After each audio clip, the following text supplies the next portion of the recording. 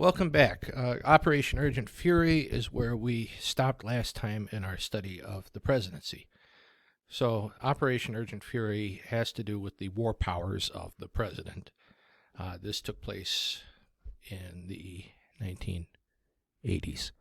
So, Ronald Reagan and his administration, they were very, very concerned about the USSR and Cuban influence, basically just communist influence, growing in our backyard in Central America and the Caribbean. So in Grenada, which is a Caribbean island, this very pro-Soviet, pro-communist government with very close ties to the Castros in Cuba tried seizing power and succeeded. In 1979. They built a large airfield on the island. So Reagan thought that this was going to be used by the Soviets and the Cubans to supply communist groups in Central America, which would, obviously butt right up against Texas. So we flash forward to 1983. The democratically elected government of Grenada is overthrown. The island's military takes control. And in response, Ronald Reagan orders American troops to invade. So on the island, there was a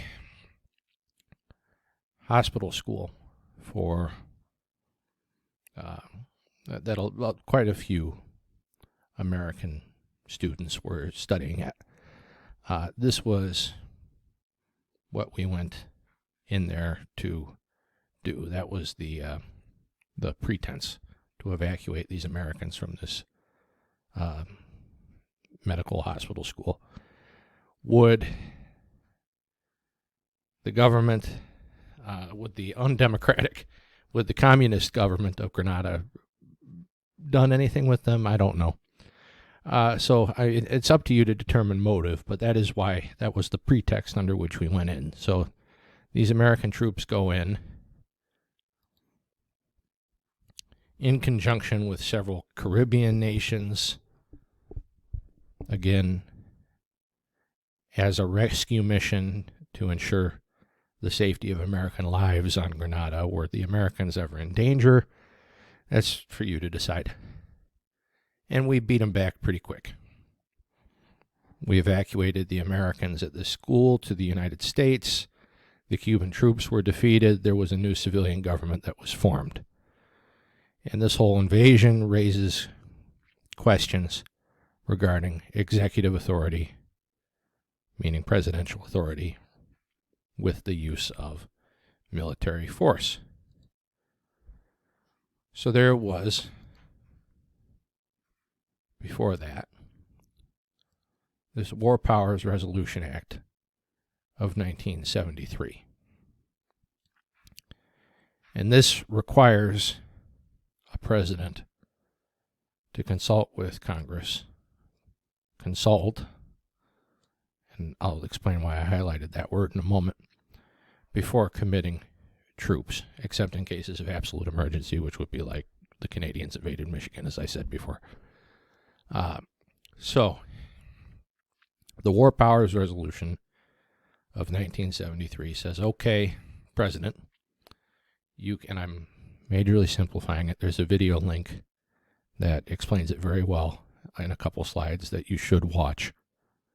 And I say should because it'll be very much be on the next test. Okay, President, you've got 60 days to insert troops into whatever sort of situation you see fit to insert them into.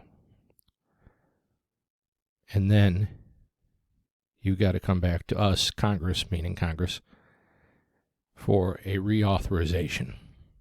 And we can reauthorize you for another 60 days before you have to come back to us.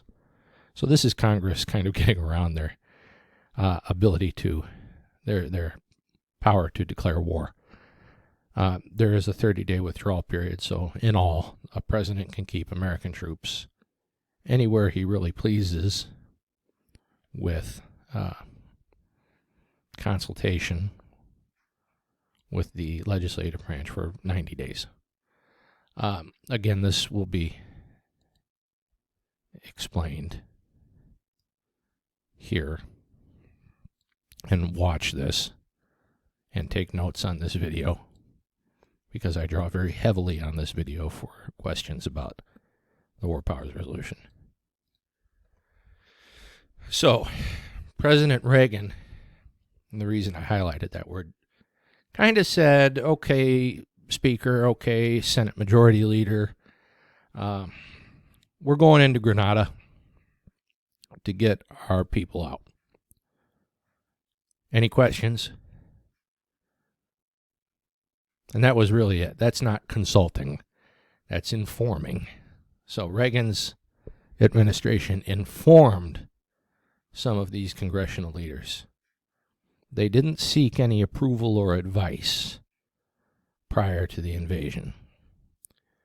Reagan thought that as commander-in-chief, he had an obligation to ensure national security and to protect the interests of the country and the citizens.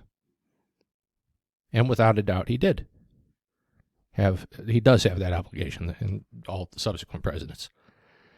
So Reagan really kind of sidestepped the act because he reported to Congress on his actions, but only consistent with, not under the War Powers Resolution Act. So there is a difference.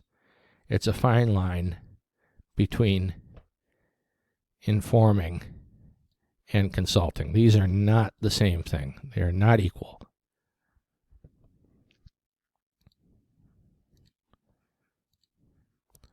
So again, because I'd like to keep this YouTube channel open, this is a 3-minute history just on Operation Urgent Fury. It gives some of the finer details that I just by necessity had to skip over. I would advise you to watch it.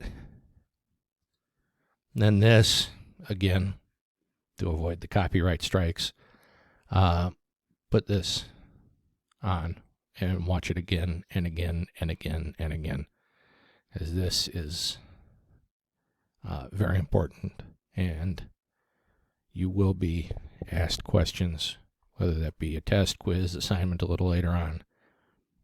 Know what's on here. This is just for your interest. If you're a nerd like me and you get into this kind of stuff, you might give this a watch. This won't be on any test or anything, though. So, Ronald Reagan said he was acting under his constitutional authority to very swiftly commit troops.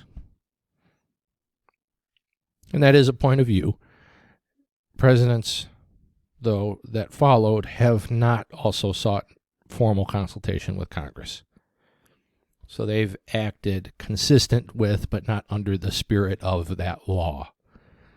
And the invasion of Grenada is often cited as an example of President Reagan's decisiveness and action against the expansion of communism, because it denied communism a foothold in the Caribbean. It restored a parliamentary government in Grenada, but it's also looked on as a return to a very vigorous exercise of war powers by the president that he may or may not, because we're still figuring this out. It's still an American experiment. We're not settled. We're a young country still. A vigorous exercise of war powers by the president.